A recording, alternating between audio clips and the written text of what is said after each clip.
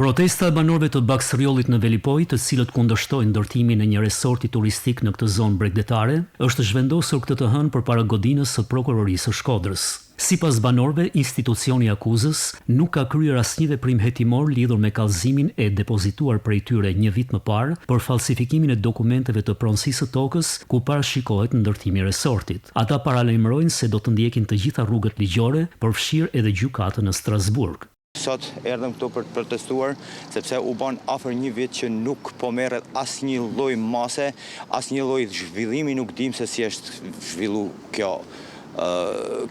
kallëzim që ne kemi bërë dhe nuk se kuptoj pse nuk janë të interesuar që të vazhdojë procesi i hetimeve, duke ditur se ne kërkojmë në radhë parë të bëhet ekspertiza tekniko-ligjore e të dy dokumentat pronësisë. Dhe cili nga këta të jetë i falsifikuar, duhet përgjigjet para ligjit. Na kena trojet aty, na kena shtëpiat atje si na i ka prish tërmetin 79-ën, e i kena themelës ja kret kullaj një me vërtetuar se na jena atje, na kena shenja, na kena puse, na kena murije, na kena shtëpia po atje si janë tërzume.